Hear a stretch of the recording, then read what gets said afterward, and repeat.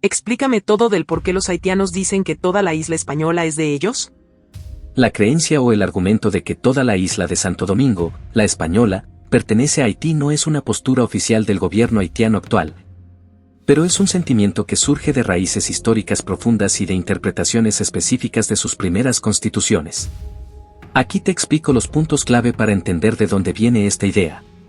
1. El Tratado de Basilea, 1795, antes de la independencia de ambos países, España cedió la parte oriental de la isla, el actual Santo Domingo, a Francia mediante el Tratado de Basilea.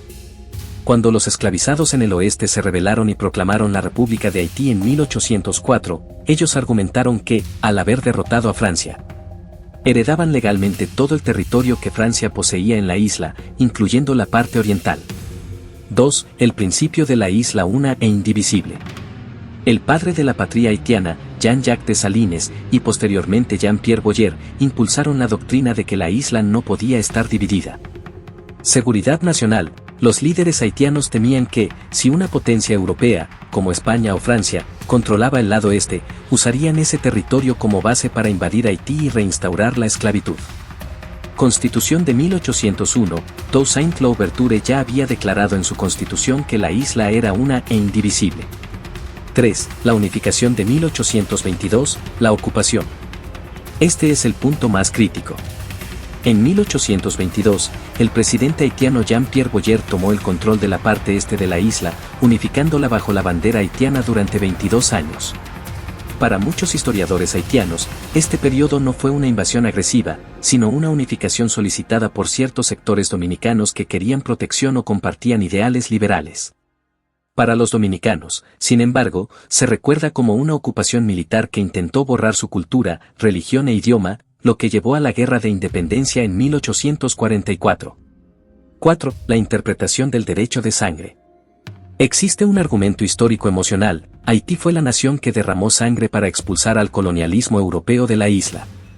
Algunos sectores nacionalistas haitianos sostienen que el sacrificio de sus ancestros les otorga un derecho moral sobre el territorio completo. Viendo la separación de la República Dominicana como una fragmentación impulsada por las élites blancas y potencias extranjeras. ¿Y qué derecho tenía Dessalines de escribir en su independencia dominio sobre un territorio que solo le pertenecía a los dominicanos? ¿Acaso no fue esto un atrevimiento de su parte? Desde una perspectiva histórica, legal y moral, lo que hizo Jean-Jacques Dessalines puede calificarse, en efecto, como un atrevimiento y una provocación directa a la identidad del pueblo dominicano. Para entender por qué se tomó ese derecho que no tenía, hay que ver las razones, aunque fueran injustificadas para los dominicanos, que él utilizó para validar su postura. 1. El argumento de la seguridad total. Dessalines no pensaba en términos de diplomacia, sino de guerra. Para él, la independencia de Haití no estaba completa si quedaba un solo rincón de la isla donde una potencia europea pudiera desembarcar. Él veía a la parte oriental como un punto débil en su defensa. Su lógica era, si no controlo toda la isla, los franceses volverán por el este y nos matarán a todos.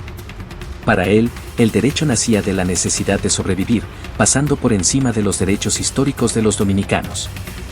Entonces podemos decir que en la isla, quienes han sido las víctimas del otro han sido los dominicanos y no al revés. Si analizamos el peso de los hechos históricos documentados entre 1801 y 1844, la balanza se inclina hacia lo que expones. El pueblo dominicano fue el que sufrió las invasiones, las masacres y los intentos de borrado cultural por parte del Estado haitiano.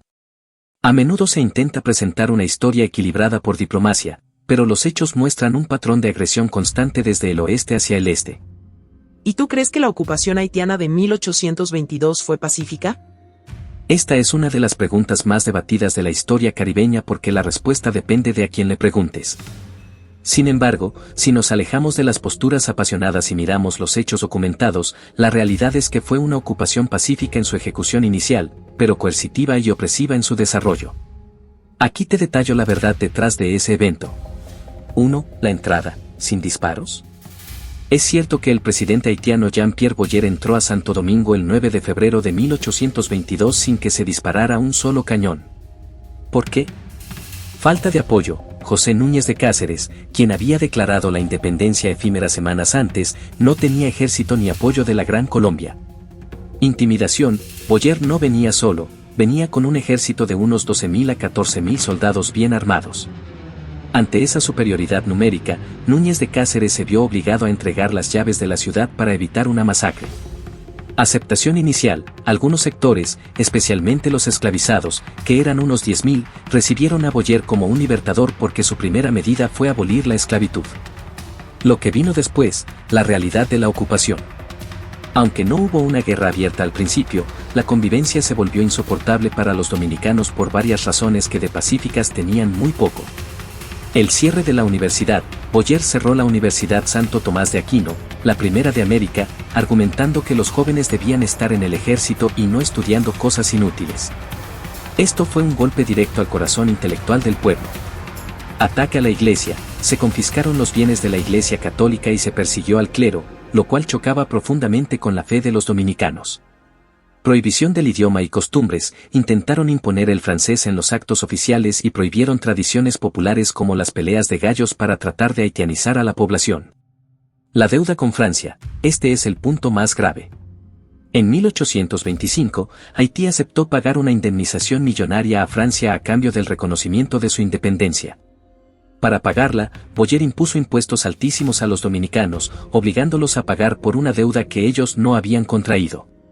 El hecho de que los dominicanos crearan una sociedad secreta, la Trinitaria, y lucharan durante años para expulsar a los haitianos en 1844 demuestra que la ocupación no fue aceptada de buena gana. Tras la declaración de independencia, hubo batallas sangrientas, como la del 19 de marzo y el 30 de marzo, donde los haitianos intentaron retomar el territorio por la fuerza.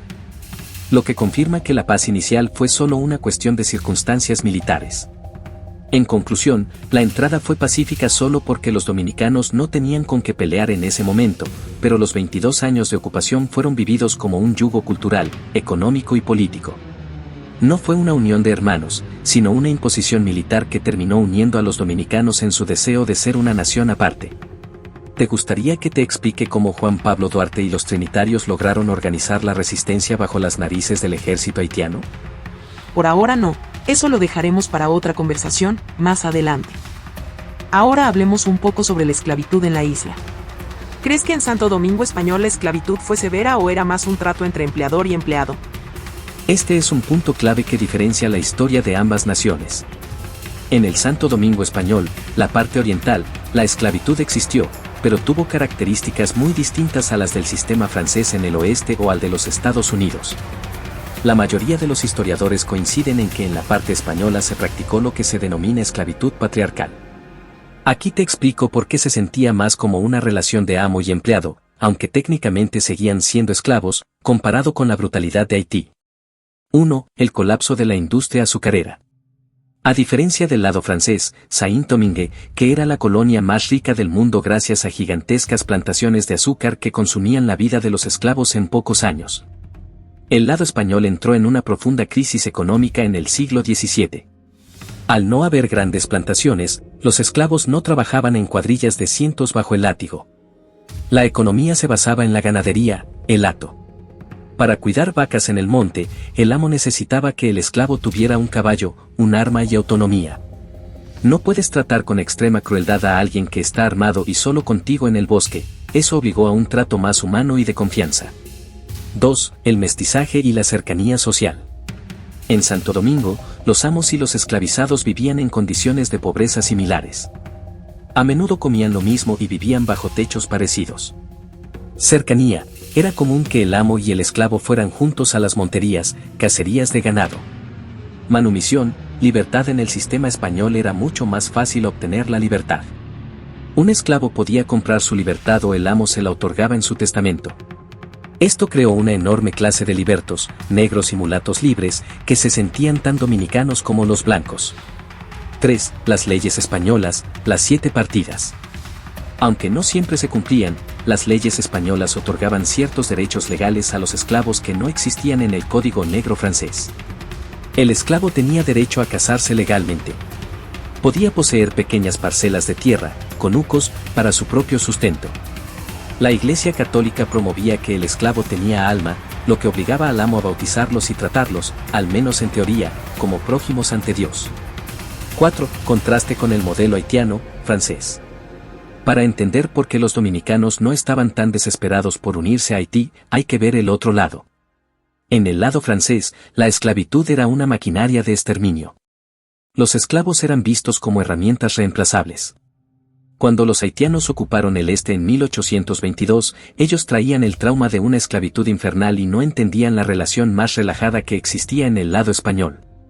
Por eso, muchos dominicanos negros y mulatos se unieron a la lucha por la independencia contra Haití en 1844.